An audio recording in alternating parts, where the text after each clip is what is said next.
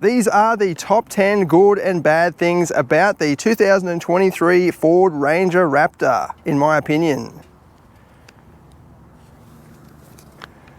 Let's get stuck into the good. Number 10, it looks tough. Obviously design is a subjective thing, but I think everyone will agree this looks very tough and muscular, which seems to be very important for utes. You can't have a fancy looking ute or an elegant ute. It has to be tough and macho. And this certainly is. It's got pumped wheel arches with these nice lines here in the bodywork just to accentuate the fact that it's got bulging wheel arches. And then at the front, very sturdy with Ford written prominently across the grille. Proper bash plates as well underneath.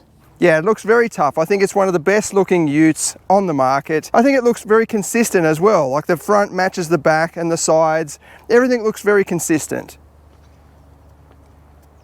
Number 9, the engine. Yeah, so this features a bespoke twin-turbo V6 petrol engine. It's actually one of the only petrol options in this class, excluding the big American pickup trucks, which I don't think fairly stack up against these smaller sort of utes that we know in Australia, like the Hilux, the D-Max and the BT50 and so on.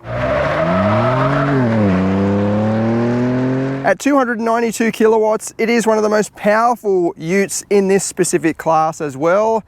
But the torque, the maximum torque, 583 Newton meters, isn't all that impressive compared with the power. So even the standard Ranger with the V6 diesel produces 600 Newton meters. However, when it comes to performance, this engine is a beauty. It can also run on 91 RON fuel as well. And that's pretty good considering this thing does like a drink, which we'll get to a bit later on. Number 8, attention to detail. Yeah, so Ford has really focused on what buyers want in this segment with the new Ranger, not just with the Raptor. So you can option up for all sorts of accessories from ARB, and they're part of the official sort of Ford range and covered by the official Ford warranty. But Ford knows that a lot of buyers do enhance and modify their utes. So even just in building it, it's pre-drilled some of the holes for bull bars and so on, pre-wired some of the systems so you can easily put a LED light bar on this thing without having to, you know, modify the vehicle too much. It's like Ford, yeah, it knows that a lot of buyers do modify the vehicle. For the MY 23.5 and above, Ford also offers a power roller shutter like what this vehicle features. So you just hit the button there and it will roll back automatically. Which is very handy because you can go on family road trips and put things in the back and actually use it as a bit of a boot rather than a sort of loading space for only heavy duty gear. It is fully sealed as well, although I wouldn't trust it in a complete torrential rain sort of situation, but I've driven these in the rain before and no water comes through. So it is good, but I just wouldn't put super valuable or precious items in the back. Number 7, cabin comfort and refinement. Yeah, so despite its racy red highlights along the seats and the steering wheel and around the air vents, this is actually a pretty refined and comfortable place. These seats were apparently inspired by jet fighter seats, but they're actually very comfortable. The cushioning is soft and the side bolsters hold you in, but they're not too aggressive that it makes it uncomfortable. It's surprisingly good for a big family road trip, including in the back. You've got similar sculpted seats in the back with these little Alcantara bits on the sides there, and then the red highlights as well. Number 6, lots of drive modes and settings to play around with. Yeah, so we'll get in and I'll start it up for this. Basically, this features a part-time four-wheel drive system, which means it's rear-wheel drive most of the time. It's not until you fiddle with the settings to change that around. So down here you've got 2H, 4H, 4L, low range, and 4A.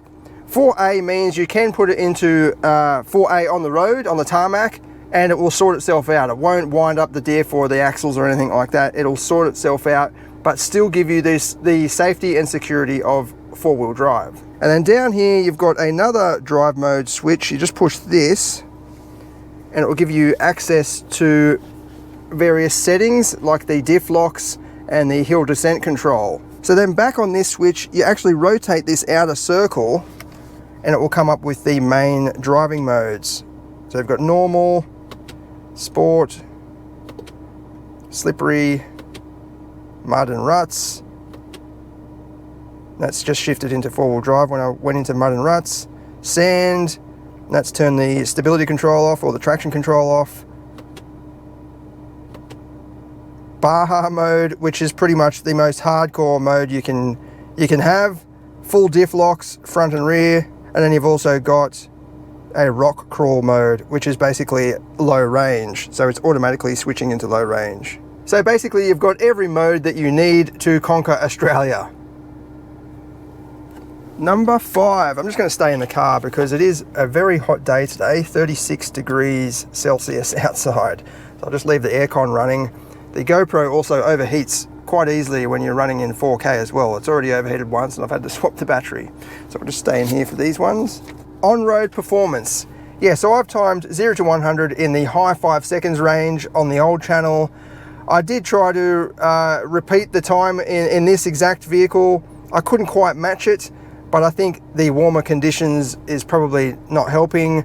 Also, it's a different model, it's a different car, so it's optioned differently. I don't know what fuel it's got in it when I pick it up, so there's a number of different factors. Could be a bit of a tailwind or a headwind and so on, but still a very quick time nonetheless.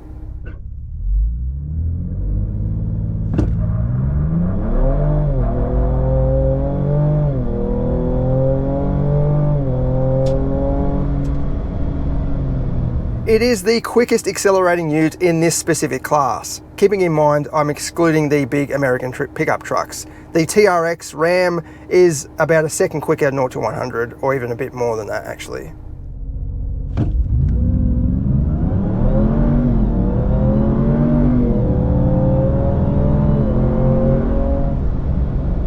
But that does feature a 700 horsepower supercharged V8. Number 4. Off-road performance. Yeah, so on-road performance is very good, but off-road performance is probably even better. I've taken these off-road in pretty serious conditions and it just goes anywhere. It'll do whatever you want it to do. It can rock crawl, it can go, through boggy sand, boggy mud, or just straight up rallying and doing jumps and so on. It'll do everything that you want it to do.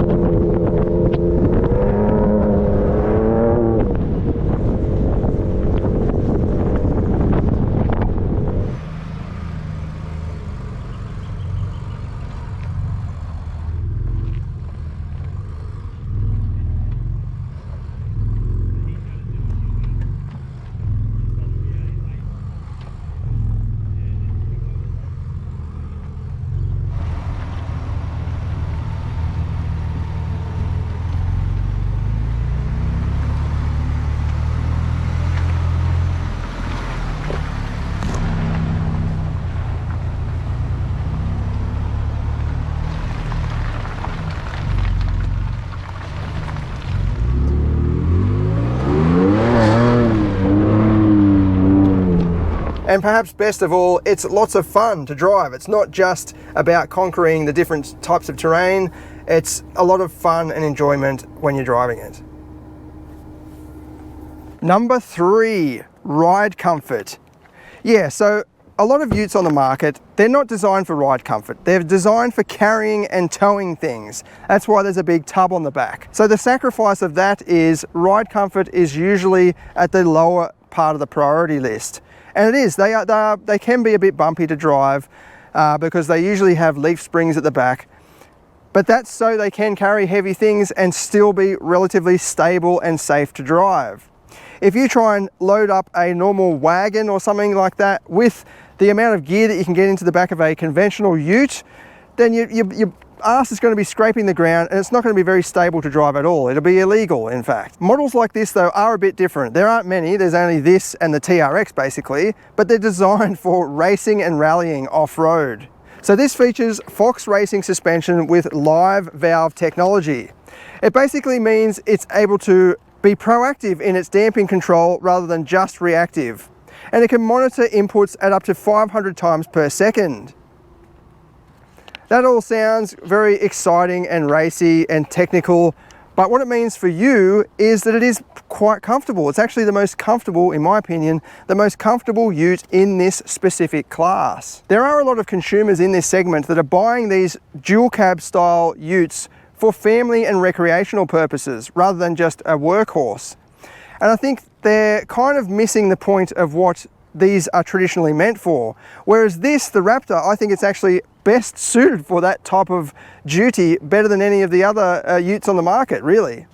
Because it is more comfortable, it is a little bit safer in terms of handling, it's got coil springs at the back, and yeah, a more comfortable experience. And this actually handles really well. So you can drive this as a pretty much like an SUV, and it will still turn around corners and so on. It doesn't feel unstable, it feels very solid on the road.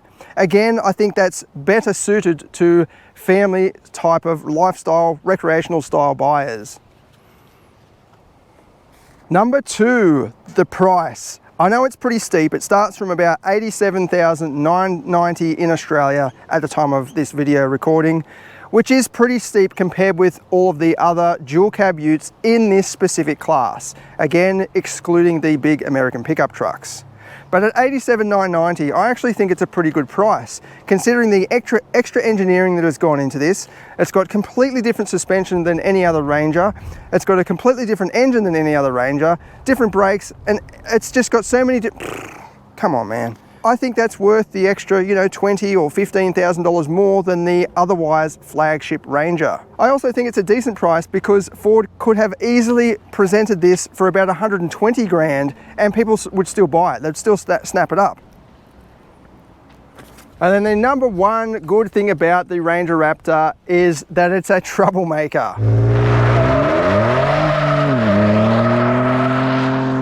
You can actually lock the rear diff in this without being in four-wheel drive, which I think is just, it's just pure being a troublemaker. That means you can do burnouts and then drifting and all that sort of thing on the dirt or on the tarmac with the rear diff locked, which is just crazy. But it's also got a barking exhaust. It's marketed at doing jumps and things, and there's even a Baja driving mode, which is just pure rallying basically. And no other ute on the market at the moment offers that sort of attitude and character except for that TRX, but that's priced about 3 times higher than this. Now for the bad things about the Raptor, in my opinion. Number 10, there is no corner step. So with the normal Ranger, you've got a little step that's embedded into the rear bumper bar here. But because of the exhaust system on the Raptor, that step wasn't possible. There are these little tow hooks you can use, which is what I used just before to step up into the back. You can use those to step up in, but other than that, you do have to use the tire or just heave yourself over the tailgate there. Number 9, the exhaust sounds like a fart.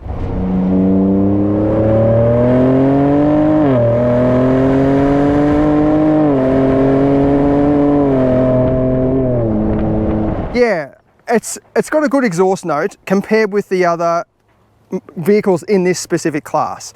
But if you have a good listen to it, it doesn't sound that appealing. I've heard better sounding 6-cylinder engines, petrol engines.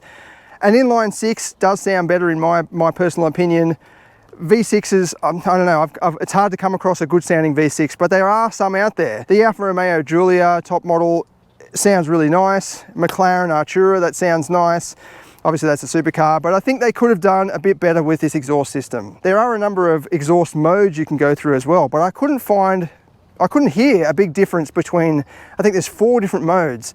There's not a big difference, especially on the spot. Once you get up and going, it does seem a little bit louder in the Baja mode, but not that different. It's actually quite loud in the standard default normal mode. I think it's just called normal. Have a listen anyway and tell me what you think.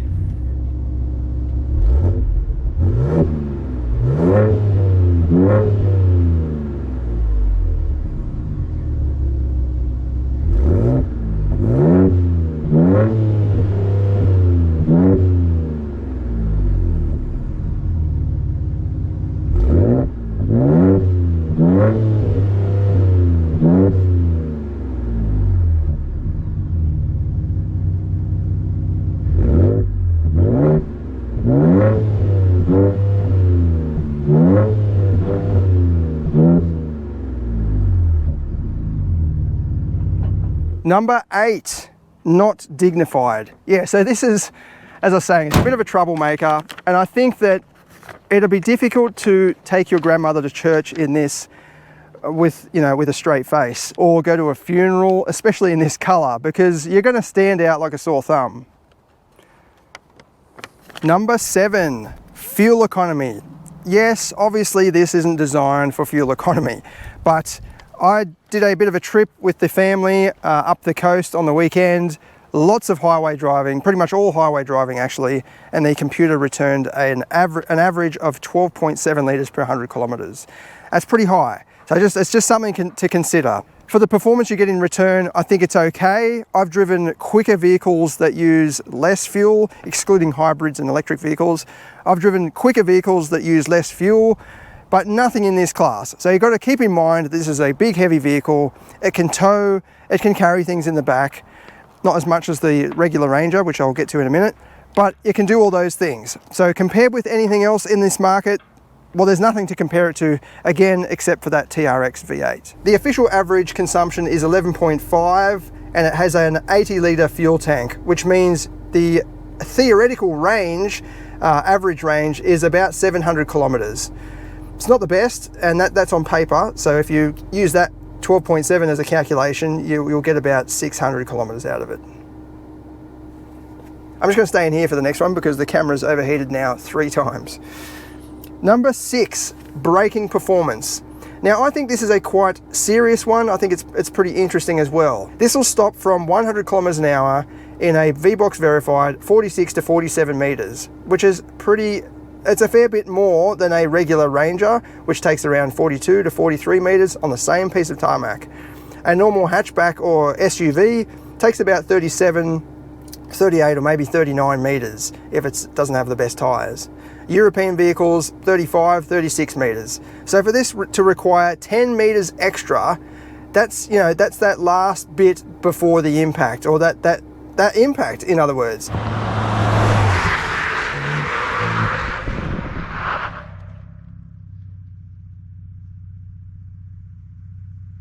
If you're using the Raptor just to take the kids to school every day, and that's it, and never hit the dirt, I think it's definitely worth considering that.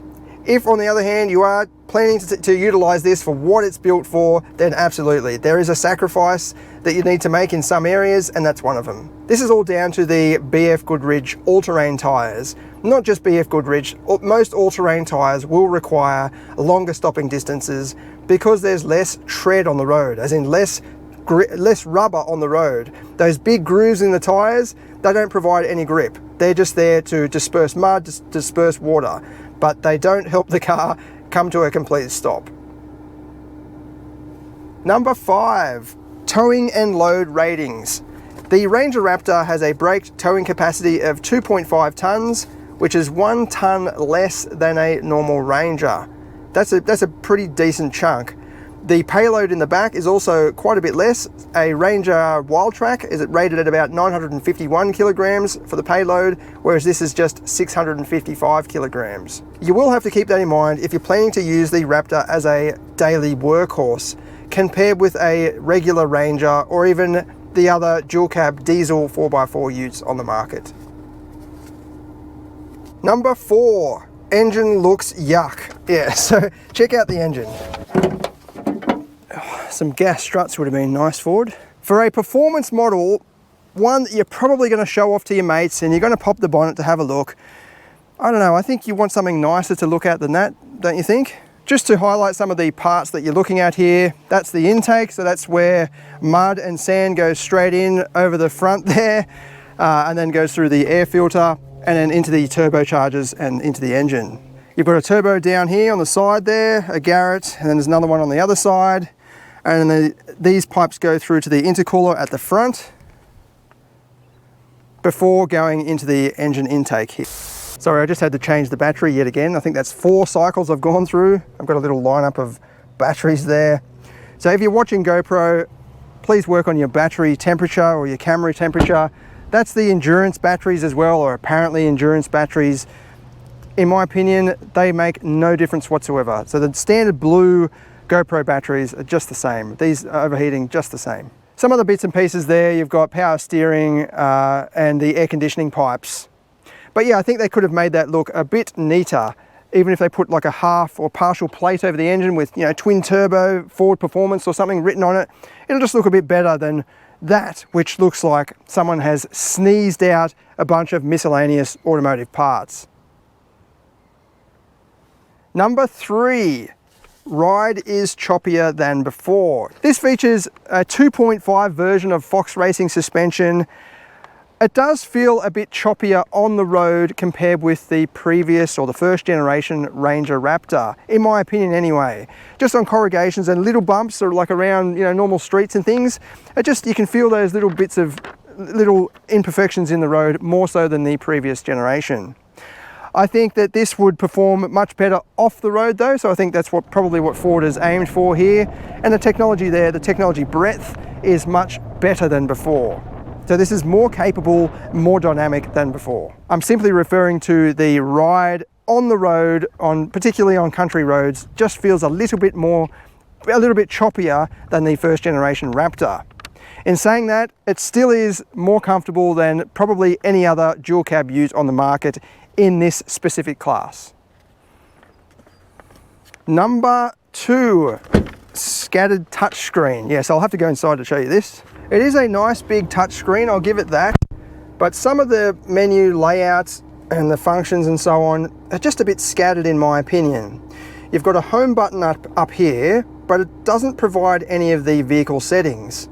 If you X out of that, I've got it on sort of the radio menu. Down below you've got radio, phone, sat nav, media, which I don't know, that button kind of seems like it should be next to the radio button, and then a trailer mode or trailer settings. They could have arranged that in a more intuitive sequence with the different menus and so on. And then again, you've got these buttons down here for the drive modes. And then the air conditioning, that sort of swipes up and gives you options for all the air conditioning. Then you sort of got to swipe it down to get back to where you were, but even that's not a sort of central screen. I guess that's my main issue. There's no central hub. I always feel like I've got 50 tabs open on the computer or something like that. There's just lots of pages here, but no central hub except for that, which is even a drop down itself. Just out of interest, the new Amarok, which shares the same platform as this, it's got its own Volkswagen system, which I think is much better than the Ford system. Just in the menu layout, the intuitiveness of the different functions. And then the number 1 bad thing about the Ranger Raptor, in my opinion, is it's a troublemaker. So yeah, it's just not very dignified. I can definitely see a lot of enjoyment out of this thing if I had a farm or something like that. But as a day-to-day vehicle, I was trying to drift this thing the other day, and you wouldn't normally do that in a ute. It just seems to be encouraging. The fact that it's got a rear diff lock without being in four-wheel drive is also, encouraging sort of bad behavior or fun behavior, depending on where you stand on that. The engine is loud. It's got crazy racing suspension. It wants to do jumps and so on. Obviously, you don't have to do any of these things. You don't have to do burnouts. You don't have to do jumps. You don't have to engage Baja mode. But you kind of feel like you're missing out on what the vehicle has been engineered for if you don't play around with some of those systems. Obviously, that's not going to appeal to everybody, but I am glad that Ford at least offers something like this. A bit of enthusiasm in the market. So there we have it, guys. The top 10 good and bad things about the 2023 Ford Ranger Raptor. What do you think? Have I missed something? Please let me know in the comments, and please like and subscribe if you enjoyed this video. I will have the full written review up on the website soon, and we'll do the 0 to 100 and engine sound video as well. Thanks for watching.